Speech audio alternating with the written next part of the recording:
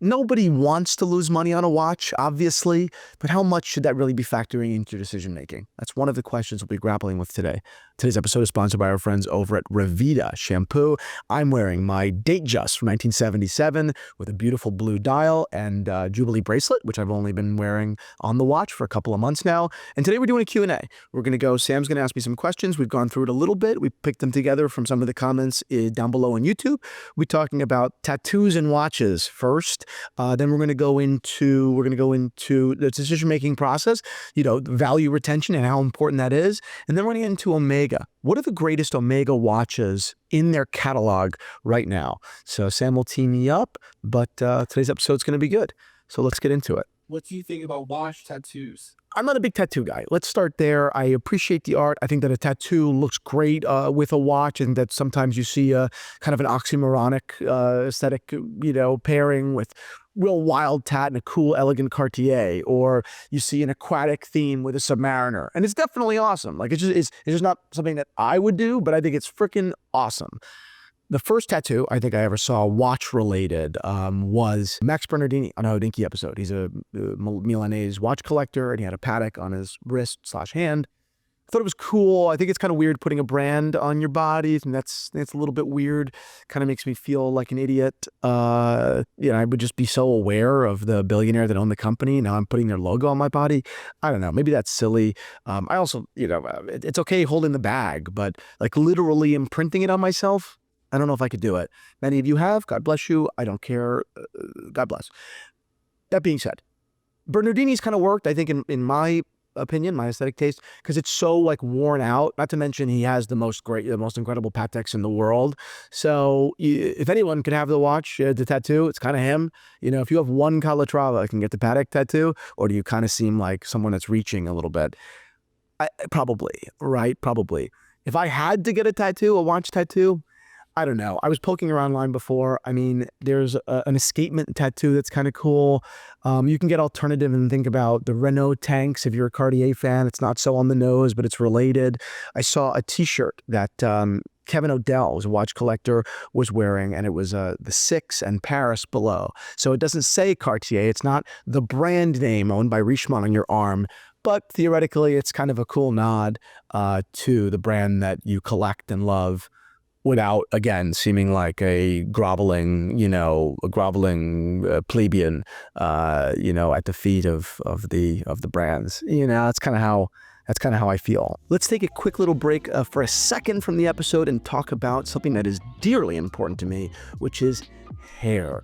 Clearly, my hair is one of the very few things that I really have going for me. I'm very proud of that. And that is not just by luck. It is because I take care of my hair. And I want to introduce you to our sponsor for today's episode, Revita Shampoo, who I've been using now for a couple of months, and I couldn't possibly recommend more. And it's because Revita is not just to wash your hair.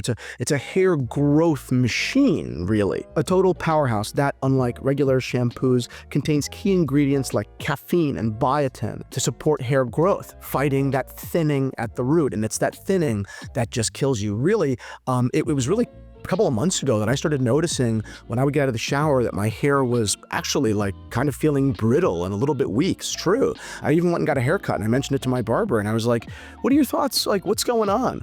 And even she said, you clearly need to mix up what you're doing. I was using Head & Shoulders at the time, and she was like, you got to stop. That is for dry scalp. That is for dandruff. You are absolutely stripping your hair of its essential oils. You need to change something. And that's how I found Revita. It's just worked completely kind of seamlessly into my routine. I just swapped it for my regular shampoo, and it almost immediately began helping my hair. It's been 2 or 3 months now, three months. And I'm telling you, my hair is so much fuller, more healthy, clearly worked for me. And I'll leave you with this. Every day you are either losing your hair or keeping and regaining it. It doesn't really stay static. It's one or the other. And I couldn't possibly recommend that you trust Revita more. I can't tell you what it's done for me. I just tried to, but believe you me, it's meant a lot.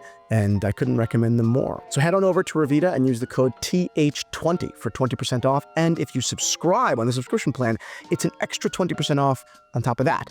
So head on over and thank me later. How much does resale value impact my decision-making process? Resale value, fantastic. So I am not driven completely by resale value. That is not, I think that people can get a little bit blinded by it both ways, right? I think that there are people that will go out and buy watches secondhand because they're such a small fraction of their original retail value. They'll say, oh my God, this is a steal, right?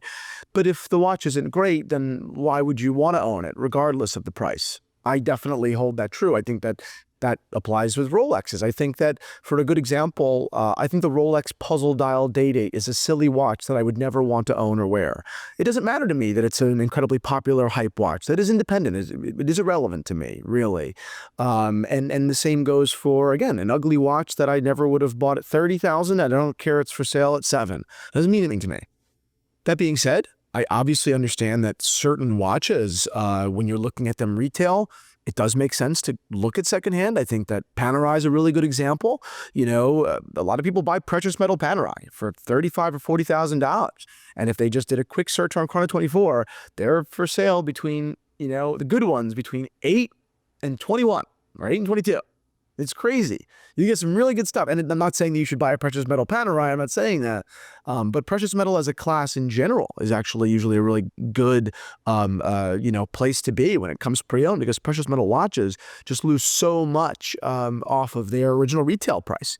So I do think that it's a good opportunity. There's actually an Omega that we'll talk about in a little while that I think is a good opportunity to buy secondhand.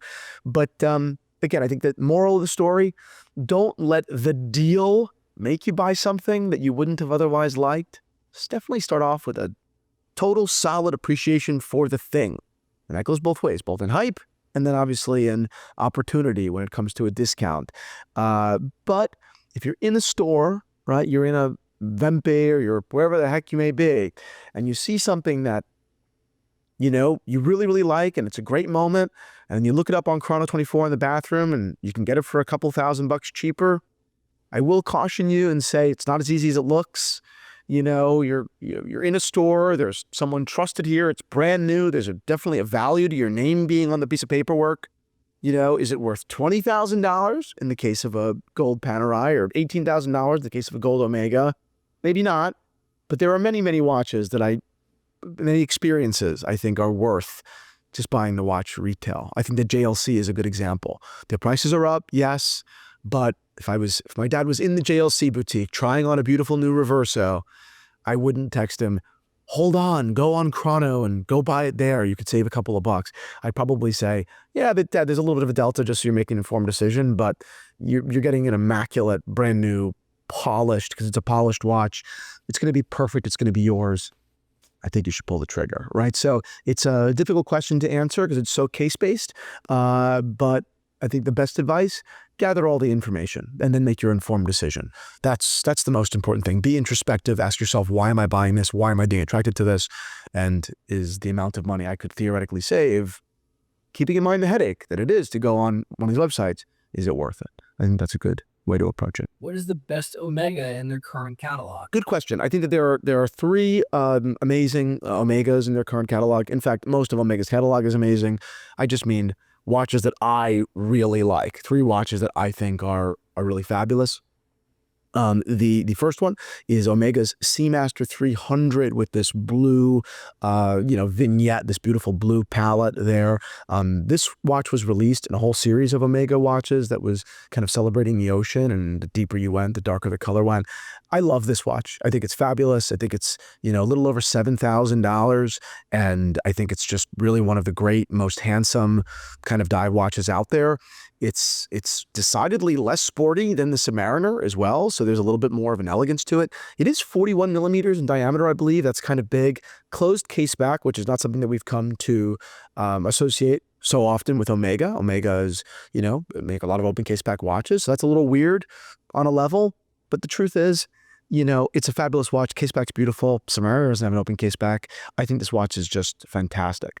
Staying within that world of the dive watches, I think that the Ultra Deep is one of the coolest watches ever. Now we're over $13,000, sure, but it is, it's the real deal, right? This watch was actually used on a real mission, right? To go 6,000 meters deep. It's real. And then it became a production piece, right? But it's a real story and a real experience. The lugs are designed like the manta ray lugs. I think that these watches are so freaking cool. Titanium.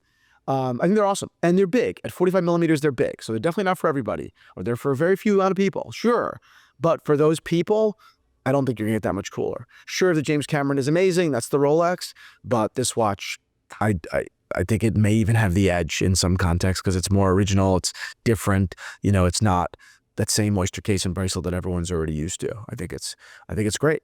The last two watches, I will say, I think the new Omega Speedmaster in with the white dial is absolutely fabulous. I just think it's such a great watch, period, end.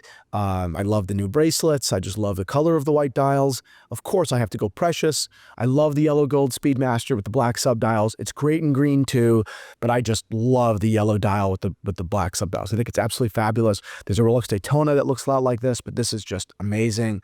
Obviously, the Speedmaster is 42 millimeters, so it's a big watch, but it fits pretty damn well. I think as many people would agree. There's just something so cool about wearing a solid gold sports watch. And yellow gold Speedmasters go way back in time, right? These watches, this is not new, right? Similar to the Submariner, there's a lot of history in you know, this model being manufactured in a precious metal, right? That is a total historically like valid and correct, not reproduction, but kind of reference. So I think that's a fantastic watch. The problem there, as going back to the last question, is resale value.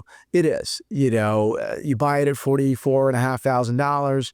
It's worth in the low 30s. So a lot of people think it's an opportunity, maybe, or a good value buy in the low 30s.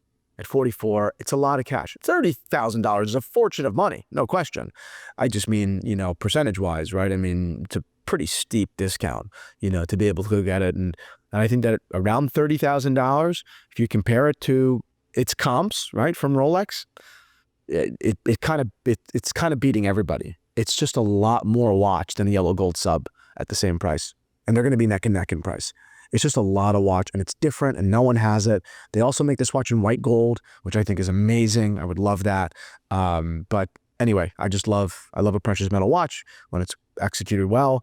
And that's it. Omega's doing a great job. I hope that you guys enjoyed this Q&A, and I hope to see you again soon. Subscribe to our channel for more watch content, and join us over on the Zero if you want to peek behind the curtain and listen to some of our more private conversations about the industry. I hope to see you on over there.